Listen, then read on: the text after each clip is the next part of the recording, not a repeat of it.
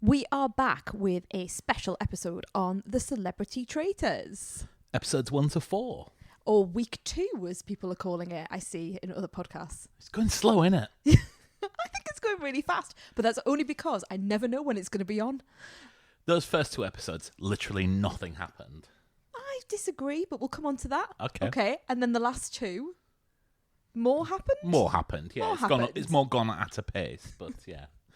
Anyway, so full spoilers if you aren't up to when this episode was released on the Traitors. Please stop listening because you'll get spoiled. You will, and we'll be doing full spoilers. So yeah, if you haven't seen up to where we are now, please wait. Please come back and listen at a later date because we're going to go into it. And in particular, I'm going to start by talking about Kate Garraway. Wow. God love Kate Garraway, right? She has been through a lot. She has been a carer for her husband. Her husband has died.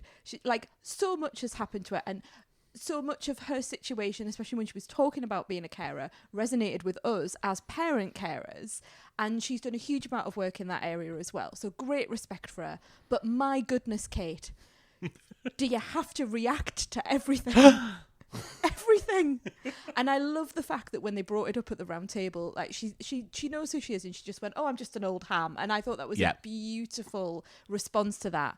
But particularly as someone who is quite sensitive to noise and people reacting, and who will, I will just, if I'm on a train, right, I will make myself into the smallest, quietest person known to, but you won't even know I'm there. I just like being still. Kate Garraway is not still. She is a reaction machine. She would be the best person to have, wouldn't she, if you really wanted like a hype person? Because everything that you were doing, she'd be like, oh, no, what? I'm flabbergasted. Like, it would be amazing. But she's driving me mad. She's absolutely driving me mad. Yeah, you see, this is why I'm not sure she would be the best person as a hype person, because people might just walk away rather than...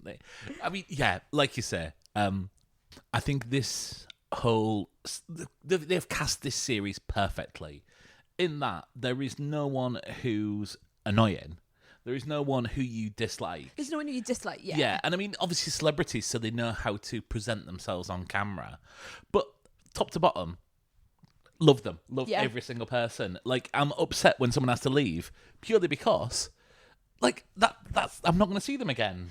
And one of the reasons I brought up Kate straight away was I'm just really liking the fact that I get to see people in, like, their natural habitat. Like, I don't see that version of her when she's, you know, talking about a latest news. They are doing a documentary, you know. Like, I think I always kind of suspected she would be kind of like that. But you just get to see them like in the wild. Like, obviously we know, for example, that Charlotte Church can sing, but seeing her sing under pressure when she's got her head under, you know, she's just had her head underwater and now she's got it up again, and then she's running around the garden. And do not say anything about Charlotte Church. You are going to say something. I'm just going to say there's a lot of memes about Charlotte Church. There are. Born from episode 1. What a lovely... I really like her, and I think she's had what an interesting life she's had, and probably a very difficult life she's had as someone who was young in the press at that time as well. But isn't it great to see just who she is now and who she authentically is now? And I do feel, and this is coming all the way around at this point I was thinking of in my head, I just feel like my worry was with this, I'm going to rewind. My worry was with this that we would see acting. We would see actors acting and presenters presenting, and that it would be really inauthentic, and I would just be pointing out, oh, well, that's so-and-so playing a role. That's so-and-so playing a role. Either I am the silliest person known to mankind or the most naive person known to mankind, or I'm right. And I just think we're really getting to see who these people are. I think they're forgetting a lot of the time that the camera's not on them. Not all the time, but a lot of the time. I think also the fact that they know each other and they know the public personas of people means that you are seeing more of the people discussing things know the people as well as we know them. So there's no like plotting behind the bike shed, certainly outside of the Traitors. But there's people going, oh, well, Stephen Fry's really, really clever. So could But he be? Could he be like this? You know, could he be an amazing traitor? The same way that we are speculating Stephen Fry is a genius. So yeah, and there's people paying deference to him who are also equally as famous. Absolutely. And, I'm disappointed in Stephen Fry. He has done, the problem is he's not being listened to. So he has done some interesting things. So he's tried to be quite Sherlockian, hasn't he? Yeah. So in the last episode, he said, let's not do what Claudia said. Let's just vote without having the discussion. And then, of course, everyone goes, oh, actually, but I don't really know what I think. That was driving me mad as well. The women who are saying, oh, but I don't really know. Come on, have some backbone. Dig out these traitors. Wow. See what you think. Going for the women already. Kat did. No, but I think it's really interesting who is speaking up, other people who aren't, people fulfilling roles that, like traditional roles. Stephen Fry obviously you can see straight away he went in and he led. He's a leader, and everyone listens to him. No one's saying, who told you that you were going to be the boss? They're just, like you say, they're really deferential to him. But I honestly thought he would have so much more of, I'm not talking about intelligence, but he would understand the game more, and he would be able to pick people out. Well, actually, I think you're seeing him quite vulnerable. He keeps, when he's like, oh, I don't want to be murdered and I don't want to be banished. There's like an emotional vulnerability there that I didn't, see happening. I mean, this is, I think Stephen Fry has been quite open about his vulnerabilities and things like that. Do you remember when there was a big tabloid scandal that he just disappeared off the face of the earth for a week, and then he came back and said, I'm very sorry that I did this on a very slow news week. And I think no one's being a bad guy, but I mean, obviously a lot of these people know how to play the press. The things that I'm sad about, first of all, is that there were three people who I couldn't name when they came in. Yeah. Which is Nico Omilania, Ruth Codd, and Kat Burns. And two of those have now been eliminated quite early on. And I feel that they were the people who had, certainly from our generation, the most to gain from this. Yeah, they were the youngest people. They were, they could certainly extend their brand, if we're going to use wanky terms like that, and their knowledge to people outside of the sort of younger generations. Yeah. And I feel quite sad that, Nico went for reasons I'm still trying to put together why he was eliminated. Well, they keep trying to say, well, you would make a brilliant traitor because you're a content creator, and I think he does pranks or things like that. So maybe they were using that external knowledge, which the non-celebrity traitors don't have. They don't know who people are, and a lot of the time people are lying now, aren't they? I'm thinking about the last series in the UK where someone who was in the army said that she was like a nail technician, for example. Can you name any of the people from last season? No, I can't. Linda. Was that? Yes. There we go. See. So yeah, I can see their faces. I can see their faces, but I can't remember the names. But you're right. I didn't know Nico. I didn't know Ruth Cobb. Is it Ruth Codd? Ruth Codd, yes. Codd. The actress. Even though I watched a show that she was in a Netflix show that I watched, and I didn't recognise it from there, but she was really interesting. I love the fact that she was just like, right, I'm going to play this game. I'm going to call these people out, and then she, was punished for it. Yes, yeah, which was a shame. But I really liked her integrity, and I thought it was interesting. I know you're saying there's no one that we sort of dislike, and you're right. There's no one who I've taken against, apart from silly reasons like war Kate having a reaction to everything. Bless her. But you felt a level of distrust coming from her to Jonathan, who other people again are speaking about in deference because he is, the grand, he's 64 now and he's been on television for a long time. He's one of the big dogs. He is one of the big dogs. Are you going to bring up that someone has called you a big dog? recently. I mean, I was debating it, but thank you for doing that. Yeah. Yes, one of Mark's friends called him a big dog the other day, and we both turned and said they've been watching Celebrity Traitors. So yeah, that's what I'll call Didn't you call me for the rest a of big this. dog. They referred to me as Big Dog. Yeah, that's right. Big Exactly. dog. Big Dog. Big dog.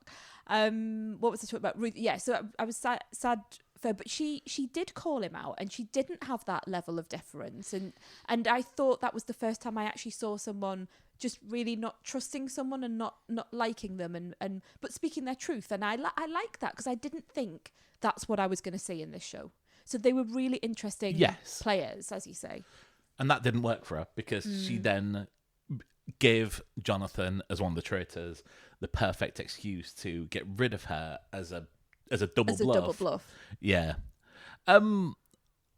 I feel Jonathan Ross' time on this show is not for too long. I think it's it feels it's like coming, he has isn't it? gone too far with and I realized people kind of looked, and but they were talking about him, and Joe, the rugby player, I don't know his surname, Joe Marler, he had it, and he's I think he reminds me of one of the other players who, again, I can't remember their name, but I'm sure there was someone in the UK non-celebrity version who had it and was going around trying to persuade people, but if you haven't got the group coming with you, you're in trouble. And I think it was season 2, wasn't it? It was season 2, and it was the guy who finished third who always thought Harry, it worked out that Harry was the traitor, and kept on voting for him, but because Harry had made that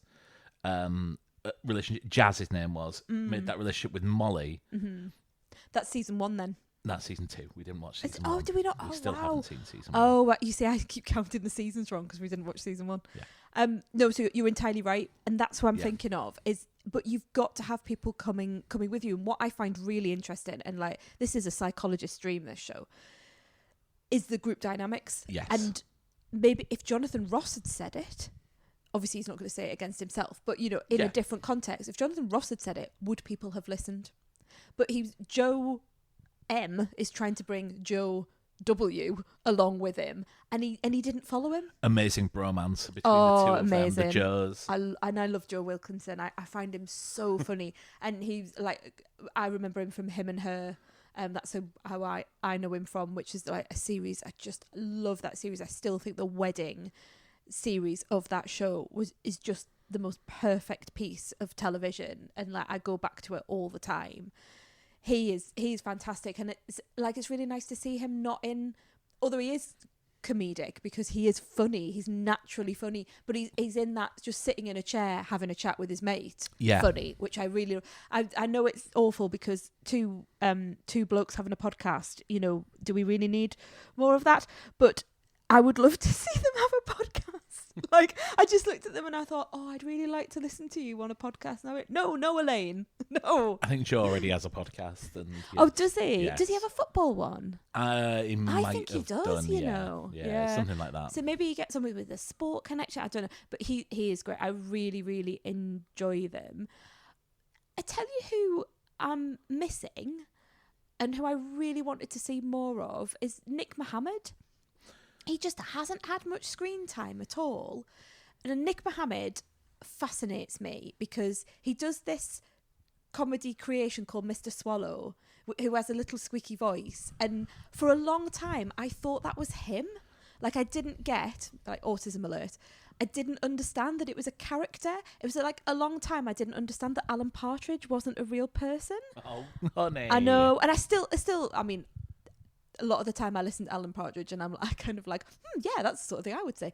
But like the Partridgeness of it, the Mr. Swat, like I thought it was him. I thought that's who he was as a person. So when I saw him as Nick Mohammed, the mentalist and the magician, like that fascinated me. And I also saw an episode of, like, it was like Countdown, or an iterant of Countdown, where he had his son on and his son was doing like a card trick, like a card counting trick, and it was fascinating to me that, I mean, his son was not far off the age of our son, and so I was just like fascinated by how he had been able to teach his son these tricks. Anyway, this by the by. So I really like him, and I'm sad that I haven't seen more of him on this. And the only thing that I seem to be seeing is that he's deeply in love with Celia Imrie. Yeah, weird that, isn't it? It's a bit weird. It's feeling a little bit strange, and I don't know whether they're just picking up all the times that he is really respectful to her. And it's not, he's being respectful to a very well-known actor. Lovely. The oldest member of the cast. Exactly. And like a national treasure. But I'd kind of like to see, maybe this is part of his trick. This is what I want to think. I want to think that he's using mentalism to like get away with people not looking at him, because in one of the recent roundtables, someone brought up, have we ever looked at Nick? And he's kind of gone, no, you've not looked at me. And I was like, no, you haven't. Why haven't you? Given what you know about him. Although, didn't Celia start saying, well, you're a magician, so... Yes. Yeah, something so like that might come along at some point. You know where you can see more of him, don't you? No. In the TV show Ted Lasso. Oh, thanks, Mark. Which he won an Emmy for, you know. Not going to watch it. Although I did watch The Bear after a million years, so you never know. Nominated from... 10 years' time, I might watch Ted Lasso. Not one, before anyone writes in. Okay. Yeah. Who are you not seeing enough of? Is there anyone that you would like to see more of? So, having been born on the main streets of East Yorkshire, I think I need to see more of Lucy Beaumont. I was really delighted when she's there, when she was announced to be on it, because you don't get famous people from Hull. Like, I cannot explain this strongly enough, how having moved to Newcastle, where, like, within a week of arriving, I saw Robson Green walking down the street. You just don't get famous people from Hull. Yeah. It's like Maureen Lipman, Lucy Beaumont. Like, we import famous people. So, like, Paul Heaton from The Beautiful South. Yeah. Not born in Hull, born in Sheffield. Yeah. Like, even John Prescott, not born in Hull, born in Wales. Yeah. Oh, yeah. of course he was. Of course. Roland he did that Gift, accent, not born in Hull. Do you have any Hull singers? Like, are there any Hull musicians? Yeah, there's my mate Mike Wright, who's the front of the band Kingmaker, who, you know, from Hull. There is Roxanne, who was on episode of season 3 of Pop Idol. Okay. There will be. Didn't you have like a hairdresser that went on Big Brother? Yes. Weirdly enough, called Daniel Bryan. There we go. Yeah. Wonderful. And so Daniel and Kitty Pinder was also yes. from Hull, although she went to our school. So yeah, but yeah, like. Yeah, you don't. Whereas when you, I mean, I don't think it's there anymore. But when you come into Newcastle, when you go to one of the metro stations, there's literally a mural. It's still there. Is it still there? Yeah. There's a mural of all the famous people from, like, mainly from the 1980s and 90s. You know, you got Sting, Ant and Dec, Catherine Cookson, the people from Arvida Zane Pet. Yeah. And like Sam Fender won the Mercury Music Prize last night yeah. in Newcastle. So yeah, I'm sorry, I'm just proving your point for you. But yeah, Lucy, I was excited to see Lucy Beaumont. Could you name any songs by the Paddingtons? No. Sorry, love. You might have put a song from the Paddingtons on my mixtape that you made me when we were young and first going out. I don't think that's. You don't think you did? No. I mean, look. It's probably Mick Ronson is probably the most famous Hull musician who, obviously no longer with us. So yeah, I'm just gonna want to get that straight before people start messaging me. But yeah. So a bit more Lucy Beaumont, a bit more Nick Mohammed. Yeah. Anyone else? I'm gonna say David Olusoga, who obviously famous historian, incredibly intelligent. Oh, whereabouts is he from? Oh, look. Well, she's born in Lagos, Nigeria, so that doesn't really prove my point having clicked onto him. But he grew up in Gateshead. And also, his best claim to fame, can you recall? Is it the fact that you saw him at the the Baltic once? Yes, and with our son. Yes. So I wheeled our son past him in his wheelchair while he was filming, and I thought, maybe they will want a middle-aged mother and her son walking along the banks of the Tyne while he's presenting. In B-roll, yeah. I was really excited when I saw him. No. Yeah, He's so softly spoken, is he? He's so and they did say he is shy, and I like that. I like they've gone for people who aren't just all bells and whistles. And I wonder if he is just analysing, and he will come to life later in the show. I mean, this is how to play it. You sit in the background. I mean, Kat's playing a brilliant game. Yeah, where superb. she's one of the traitors. She's able to have the input, and she has that protection. But she's just letting Jonathan Ross just run amok and let his ego get away with him, and possibly dig his own hole. But equally, let Alan Carr be the worst traitor since Linda. Yeah.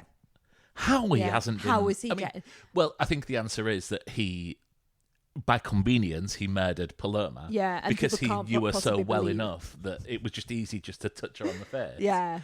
And therefore that has put everyone away. But when they edited it just to show just how shit of a traitor it was being... His facial... I mean, they keep saying, like, Mark Bonner is looking at everyone with the... I mean, he's been in lots of crime dramas before, and he's really trying to study everyone. How is he missing... Can I point out, he's acting in crime dramas. Yeah. He's not really analysing those things. He's just reading some words that someone wrote for him. Yeah, but still, you must pick something up, surely. But he's not picking up this. He's actively going around saying, "I'm sensing that you've changed." Every time I look at Alan Carr's face, he's essentially going, "It's me! It's me! It can't possibly..." Like, look at his micro expressions, everything. It's You're quite just right. so funny. I look forward to Eddie Redmayne's forthcoming paper on whatever physics Stephen Hawking's wrote about. Oh, come on. I think that's unfair. I think he's very... I think if you've been in that sort of thing, you start to have a... Anyway, I like Mark, but I think he's starting to become a bit dour. I think he's becoming an issue in the group dynamic. Yeah. Not for me, but I think his frustration is... and they were picking up on it. But picking up on it, and so why was he being so over the top? The thing is, people who are being over the top are just are being themselves. Like, if you were a traitor, you wouldn't be over the top. You would just go, "Oh," and you'd put your hand over your mouth, and you'd put your head down, and you'd not look at anyone. You wouldn't make a grand statement. So like I say, psychologist stream and the group dynamics, like you say, the way people are looking at others, or following others, or not following them. Who haven't we talked about? Have you got your Wikipedia page up there? Well, we haven't mentioned Tom Daly, who succeeded in having the worst possible photo I've ever seen of Tom Daly taken of him to put on the wall. Do you think they just went right up to his face with the camera and went, just twist it to the side and see what's happened there? I mean, he started to sorry, Tom. He started to annoy me a bit when he was going on about Kate's flabbergasted. But I get his point. I just think you're allowed to use whatever words. I imagine this is what spending time with Tom Daly is like. Okay. So, I mean... I would like to see more of him knitting, because he's always knitting, isn't he? And maybe that's what he could have been. He? Could have been doing. Yeah, he's known for his knitting now. I think he's more known for his diving than his knitting. Well, he's moved on now. On Wikipedia, it says former Olympic diver. Yeah. At no point does it mention crocheting or any other needlework. Do you think they're going to go for Celia Imrie next as this sort of, an older figure... someone who's, would make a great traitor? That's what they're saying all the time, because they don't want to piss people off. They're saying, "Oh, you'd make a brilliant traitor." There is a barrier to voting for anyone with that level of kind of respect around them. People are putting Stephen Fry sorry when on the odd occasion he gets his name on the board. Well, they didn't with Clare Balding, didn't they? I don't think Clare Balding's got the same level of respect to Celia Imrie. Right, okay. Just in general. I'm just going to put that out there. I mean, I think she's a fantastic presenter, and I think she's brilliant. And I love. Did someone say that she was head girl in her school, and she's absolutely brilliant. My favourite thing about Clare Balding is when they came back from a muddy exercise, like one of the activities. What are they called? Not games. The things they're tasks. Yeah. And they came back, and some people clearly hadn't taken their shoes off, and she was on the stairs pointing it out, words to this effect of "I can't believe people have marched this mud in."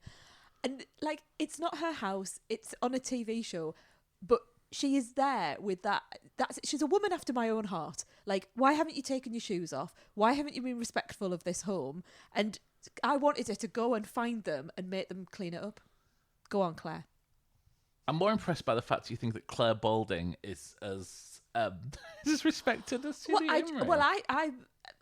It's a different kettle of fish, isn't it? Like an actor, a broadcaster. I think the difference is that Clare Balding is in our houses every week on Grandstand and things like that, and therefore feels more part of the furniture, right, more part of the family, national treasure. Because she does crufts as well. Yeah.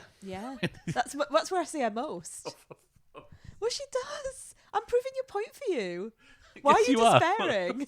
She does crufts as well. Well, she does. That's how I like her the most. It's a family thing, and then she shows us these dogs that help disabled kids, and I always think, should we get one? I think she's on a different level from Celia Imrie, who starred in Star Wars films and Thursday Murder Club, which we've just Murder Club, yes. See our earlier episode. To Clare Balding, who presented Crufts. And Highlander. And also does rugby league every now and again. Okay, good. Anyone else who we haven't spoken about? I think we've gone through everyone. I think there's Tamika. It's the only person who we've not... It's actually the only person who we've not mentioned. I was so sad to see her go, but that enmity she had, it was her and Mark. No one else was on Tamika, but it was Mark. He was so determined, and he brought the rest of them with him, which again is such an interesting thing, isn't it? And she was gutted. Like, I really saw it in her face. I feel she was quite angry as well. Yes. And I think the fact that it turned onto her brought out anger, and I don't think that helped. I think that helped bring people onto that argument of, well, why are you getting angry at being accused? Whereas I think it's an absolutely natural... Natural, yeah. And that emotion when you're being called something that you're not, and also to leave so early on, and for it to come out of nowhere. Yes. When there were so many others, Alan Carr. Yes. that were just so of it. And she must be watching this back going, bloody hell, what is wrong with these people? Yeah. But yeah, brilliant cast. Excellent traitoring, an excellent picking of the traitors.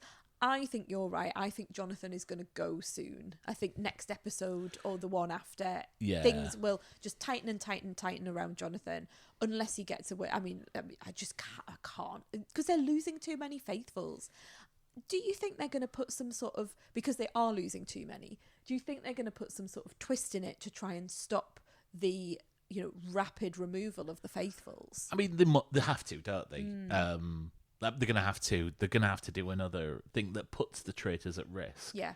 But I mean, there's enough tricks in the bag that they've got from multiple different versions of this show that they can just pull out and do a in plain sight kill and things like that, where where it's going to be obvious, or incorporate into a task where it's in the traitor's interest to sabotage it and bring it out that way.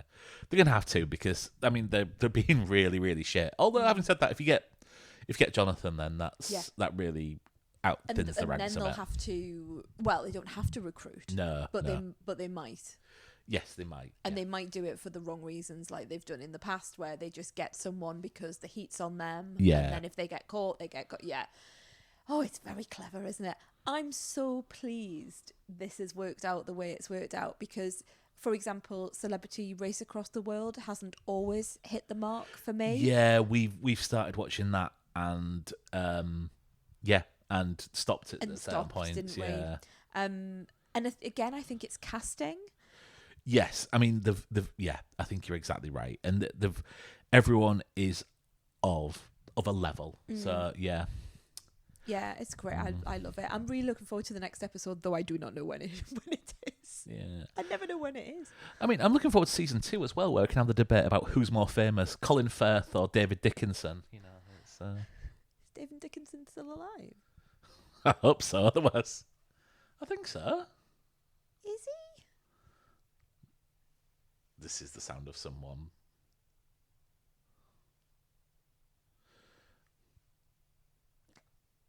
Yep, can stay in. Good. Don't need to edit that out. Brilliant. Let's keep that silence in there as well. Quick Googling. Wonder who I'm thinking of. Sorry, so they are definitely going to do a series 2. Well, there will be, won't they? I think they've announced it, that there's another one coming. But they haven't, I mean, just bear with me here. They haven't announced who the cast are, have they? No, right, no, okay, not at so all. your Colin Firth thing was a joke. Yes, Thank as you. was David Dickinson. Right, okay, good. I mean, all I'm saying is one of them's got an MBE, one of them hasn't. And it's not the one who was in Love Actually that's got the MBE. One of them's Mr. Darcy. Yes. Lovely. Right, looking forward to that. Looking forward to the next episode. Looking forward to sitting next to you on the sofa, actually concentrating on something for once. This has been a proper show for like putting all your electricals away. Appointment TV. And watching it and at 9 watching o'clock. It. Yes, yeah, it's been brilliant. It's really hurting my sleep tracker's bedtime stats. God, you are such an old man. Yes. Thanks very much for listening, everyone. I'm sure we'll come back after a few more episodes as well and do an update. Yep, we'll have turned up everyone by then and we'll talk about how we hate everyone. That'll be it. Thanks See you very much. later. See you later. Bye-bye.